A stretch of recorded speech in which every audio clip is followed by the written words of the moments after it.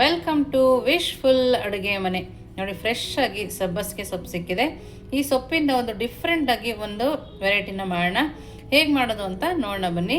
ನೋಡಿ, ಮೊದಲಿಗೆ ಸಬ್ಬಸಿಗೆ ಸೊಪ್ಪನ್ನ ಸೋಸಿ ತೊಳ್ಕೊಂಡು ಬರ್ತೀನಿ. ನೋಡಿ, ಇಲ್ಲಿ ಇವಾಗ ಸಬ್ಬಸಿಗೆ ಸೊಪ್ಪನ್ನು ಸಣ್ಣದಾಗಿ ಕಟ್ ಮಾಡ್ಕೊಂಬಂದಿದ್ದೀನಿ. ವಾಶ್ ಮಾಡಿ ಸಣ್ಣದಾಗಿ ಕಟ್ ಮಾಡ್ಕೊಂಬಂದಿದ್ದೀನಿ. ಹಾಗೆಯೇ ಇದಕ್ಕೆ ಅಕ್ಕಿ ಶಾವಿಗೆನ ಹಾಕ್ಕೊಳ್ತಾ ಇದ್ದೀನಿ. ನೋಡಿ, ಇಲ್ಲಿ ಈ ಥರ ಅಕ್ಕಿ ಶಾವಿಗೆಯಿಂದ ನಾನು ಮಾಡ್ಕೊಳ್ತಾ ಇದ್ದೀನಿ. ನೋಡಿ, ಇದಕ್ಕೇನೆ ಸ್ವಲ್ಪ ಹಸಿಮೆಣಸಿನ್ಕಾಯಿ, ಹಾಗೆಯೇ ಒಂದು ಇಡಿ ಆಗುವಷ್ಟು ತೆಂಗಿನಕಾಯಿ ತುರಿನ ಹಾಕ್ಕೊಳ್ತಾ ಇದ್ದೀನಿ. ಹಾಗೆಯೇ ಒಂದು ಅರ್ಧ ಕ್ಯಾರೆಟ್ ತುರಿ, ಸ್ವಲ್ಪ ಕೊತ್ತಂಬರಿ ಸೊಪ್ಪು. ನೋಡಿ, ಇದಕ್ಕೇನೆ ರುಚಿಗೆ ತಕ್ಕಷ್ಟು ನಾವಿಲ್ಲಿ ಉಪ್ಪನ್ನು ಸೇರಿಸ್ಕೊಳ್ಳೋಣ. ಹಾಗೆಯೇ ಇದಕ್ಕೆ ಒಂದು ಅರ್ಧ ಕಪ್ ಆಗುವಷ್ಟು ಮೊಸರನ್ನ ಹಾಕ್ಕೊಳ್ತಾ ಇದ್ದೀನಿ. ಹುಳಿ ಮೊಸರನ್ನೇ ಇಲ್ಲಿ ನಾನಿಲ್ಲಿ ಸೇರಿಸ್ಕೊಂಡಿದ್ದೀನಿ. ನೋಡಿ, ಇಷ್ಟನ್ನು ಹಾಕಿ ನೀಟಾಗಿ ಕೈಯಲ್ಲಿನೇ ಕಲಿಸ್ಕೊಬೇಕು. ಮೊದಲಿಗೆ ನಾವು ಇದಕ್ಕೆ ನೀರನ್ನು ಹಾಕೋಬಾರ್ದು. ನಮಗೆ ನೀರಿನ ಅವಶ್ಯಕತೆ ಇದ್ದರೆ ಆಮೇಲೆ ನಾವು ಇದಕ್ಕೆ ನೀರನ್ನು ಸೇರಿಸ್ಕೊಬೇಕು. ಕೈಯಲ್ಲಿ ನೀಟಾಗಿ ಸ್ವಲ್ಪ ಶಾವಿಗೆನ ಮಿಕ್ಸ್ ಮಾಡ್ತಾ ಕಲಿಸ್ಕೊಳ್ಳೋಣ. ಶಾವಿಗೆ ಕಟ್ಟಾಗ್ತಾ ಇರುತ್ತೆ, ಅದೇ ಥರ ನೀಟಾಗಿ ಕಲಿಸ್ಕೊಬೇಕು. ನೋಡಿ, ಈ ಥರ. ನಿಮ್ಗೆ ಇನ್ನೂ ಬೇಕಿದ್ರೆ ಮೊಸರು ಬೇಕಿದ್ರೆ ಹಾಕೋಬೋದು. ಇವಾಗ ಇದಕ್ಕೆ ಮೊಸರಿನ ಬೌಲ್ ಇತ್ತಲ್ಲ, ಅದಕ್ಕೆ ಸ್ವಲ್ಪ ನೀರನ್ನು ಹಾಕಿ ಪಕ್ಕಕ್ಕೆ ಎತ್ತಿಟ್ಕೊಳ್ತಾ ಇದ್ದೀನಿ. ಇದನ್ನು ಪಕ್ಕಕ್ಕೆ ಎತ್ತಿಟ್ಟು ನೆಕ್ಸ್ಟ್ ಏನು ಮಾಡೋದು ನೋಡೋಣ ಬನ್ನಿ. ನೋಡಿ, ನಾನಿಲ್ಲಿ ಒಂದು ಬಾಣಲಿನ ತೊಗೊಂಡು ಎಣ್ಣೆನ ಹಾಕ್ಕೊಳ್ತಾ ಇದ್ದೀನಿ. ಒಂದು 2 ಸ್ಪೂನ್ ಆಗುವಷ್ಟು ನಾನಿಲ್ಲಿ ಎಣ್ಣೆನ ಸೇರಿಸ್ಕೊಳ್ತಾ ಇದ್ದೀನಿ. ನೋಡಿ, ಇಷ್ಟು ಎಣ್ಣೆ ಸಾಕಾಗುತ್ತೆ ನಮಗೆ. ನೋಡಿ, ಎಣ್ಣೆ ಕಾದ ನಂತರ ಸ್ವಲ್ಪ ಸಾಸಿವೆನ ಹಾಕ್ಕೊಳ್ತಾ ಇದ್ದೀನಿ. ಹಾಗೆಯೇ ಸ್ವಲ್ಪ ಜೀರಿಗೆ, ಹಾಗೆಯೇ 1 ಸ್ಪೂನ್ ಆಗುವಷ್ಟು ಕಡಲೆಬೇಳೆನ ಹಾಕ್ಕೊಳ್ತಾ ಇದ್ದೀನಿ. ನೋಡಿ, ಇಷ್ಟು ಸ್ವಲ್ಪ ಫ್ರೈ ಆಗಬೇಕು. ಕಡಲೆಬೇಳೆ ಸ್ವಲ್ಪ ಕೆಂಪು ಬಣ್ಣ ಬಂದರೆ ಸಾಕಾಗತ್ತೆ ನಮಗೆ. ನೋಡಿ, ಸಾಸಿವೆನೂ ಸಿಡಿತಾ ಇದೆ, ಕಡಲೆಬೇಳೆನೂ ಸ್ವಲ್ಪ ಕೆಂಪಾಗಿದೆ. ಈ ಟೈಮಲ್ಲಿ 1 ಕಪ್ ಆಗುವಷ್ಟು ಉಪ್ಪಿಟ್ಟಿನ ರವೆನ ಹಾಕ್ಕೊಳ್ತಾ ಇದ್ದೀನಿ. ಮೀಡಿಯಮ್ ಫ್ಲೇಮಲ್ಲಿ ಇಟ್ಟು ಘಮ್ಮನ ತನಕ ನಾವು ಇದನ್ನು ಹುರ್ಕೋಬೇಕು.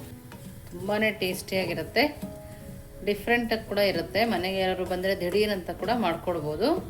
ನೋಡಿ, ಇದು ರವೆ ಸ್ವಲ್ಪ ಹಸಿ ವಾಸನೆ ಹೋಗೋ ತನಕ ನಾವು ಹುರ್ಕೊಂಬರೋಣ. ನೋಡಿ, ರವೆ ಸ್ವಲ್ಪ ಹುರಿದಿದೆ, ಹಸಿ ವಾಸನೆ ಹೋಗಿದೆ. ಇವಾಗ ಸ್ಟವನ್ನು ಆಫ್ ಮಾಡಿಕೊಂಡು ಒಂದು ಸರಿ ಈ ಥರ ಕೈ ಆಡಿಸ್ಕೊಳ್ಳೋಣ. ಇವಾಗ ಇದನ್ನು ನಾವು ಮೊದಲೇ ಕಲಸಿಟ್ಕೊಂಡಲ್ಲ ಶಾವಿಗೆದು ಬ್ಯಾಟರು, ಅದರೊಳಗಡೆ ಈ ರವೆನ ಹಾಕ್ಕೊಳ್ಳೋಣ. ರವೆ, ಕಡಲೆಬೇಳೆ, ಜೀರಿಗೆ ಎಲ್ಲ ಹುರ್ಕೊಂಬಂದ್ವಲ್ಲ, ಅದನ್ನು ಇದರೊಳಗಡೆ ಹಾಕೋಣ. ಅಂತ ಇದೆ, ತುಂಬಾ ಸೂಪರ್ ರೆಸಿಪಿ ಅಂತ ಹೇಳ್ಬೋದು. ನೋಡಿ, ಈ ಥರ ಹಾಕಿದ್ಮೇಲೆ ಒಂದು ಸರಿ ಕೈ ಆಡಿಸ್ಕೊಬೇಕು. ನೋಡಿ, ಈ ಥರ ಮಿಕ್ಸ್ ಮಾಡ್ಕೊಂಡ್ಮೇಲೆ ಸ್ವಲ್ಪ ಸ್ವಲ್ಪ ನೀರು ಹಾಕಿ ಕಲಿಸ್ಕೊಳ್ತಾ ಇದ್ದೀನಿ. ನೋಡಿ, ನೀವಿನ್ನೂ ನಮ್ಮ ವಾಟ್ಸಪ್ ಗ್ರೂಪಿಗೆ ಜಾಯಿನ್ ಆಗಿಲ್ಲ ಅಂದರೆ ವಿಶ್ಫುಲ್ ವಾಟ್ಸಪ್ ಗ್ರೂಪ್ಗೆ ಜಾಯಿನ್ ಆಗೋದನ್ನು ಮರಿಬೇಡಿ. ಒಳ್ಳೆ ರೆಸಿಪಿಗಳನ್ನ ನೋಡ್ಬೋದು. ನಿಮ್ಗಿನ್ನೂ ಯಾವ ರೆಸಿಪಿ ಬೇಕೋ ಅದನ್ನು ಕೂಡ ತಿಳಿಸಿದ್ರೆ ಅದನ್ನು ಕೂಡ ನಾವು ಮಾಡಿ ತೋರಿಸ್ತೀವಿ. ನೋಡಿ, ಈ ಟೈಮಲ್ಲಿ ಉಪ್ಪನ್ನ ರುಚಿ ನೋಡಿ ಬೇಕಾದರೂ ಹಾಕೋಬೋದು. ನನಗಿದು ಕರೆಕ್ಟಾಗಿದೆ. ನೋಡಿ, ಹದ ಈ ಹದದಲ್ಲೇ ಇರಬೇಕು, ತೆಳುವಾಗಿ ಇರಬಾರ್ದು. ನೋಡಿ, ಇವಾಗ ಈ ಹದದಲ್ಲಿದೆಯಲ್ಲ, ಸದ್ಯಕ್ಕೆ ಇದನ್ನು ಪಕ್ಕಕ್ಕೆ ಇಡೋಣ.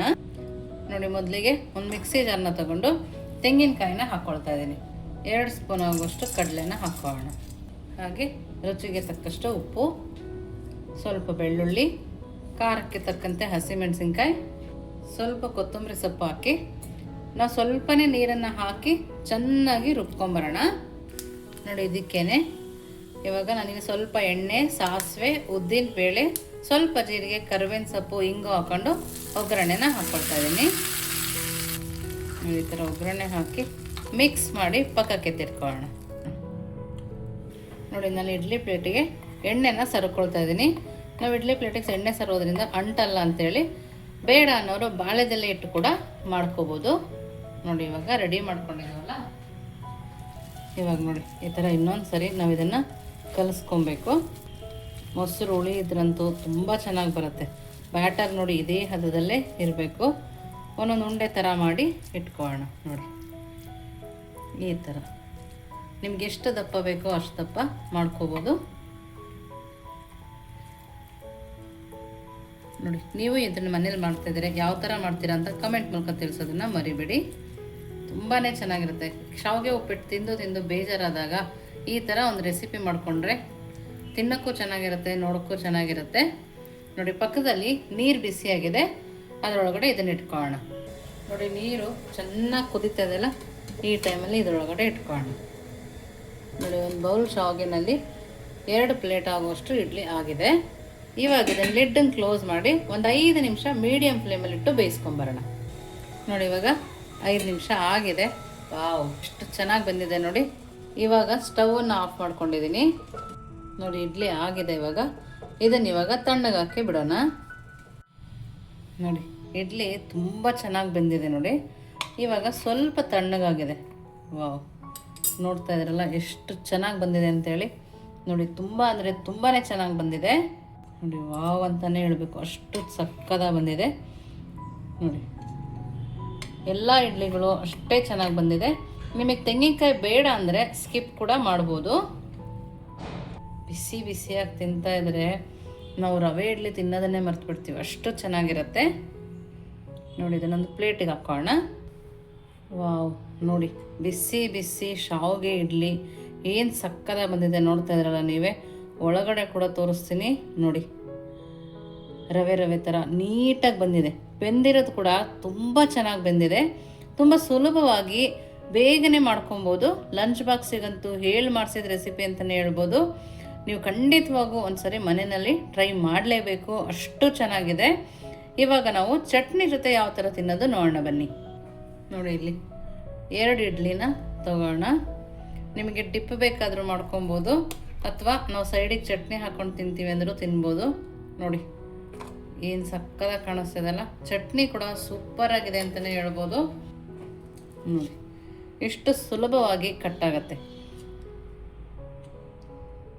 ಬಾಯಲ್ಲಿ ನೀರು ಬರ್ತಾಯಿದೆ, ಅಷ್ಟು ಚೆನ್ನಾಗಿದೆ. ನಿಜವಾಗ್ಲೂ ಬಾಯಲ್ಲಿ ಮೆಲ್ಟ್ ಆಗ್ತಾಯಿದೆ, ತುಂಬಾ ಚೆನ್ನಾಗಿದೆ. ನೀವೊಂದ್ಸರಿ ಖಂಡಿತವಾಗೂ ಮಾಡಿ ಹೇಗೆ ಬಂತು ಅಂತ ಕಮೆಂಟ್ ಮೂಲಕ ತಿಳಿಸೋದನ್ನು ಮರಿಬೇಡಿ.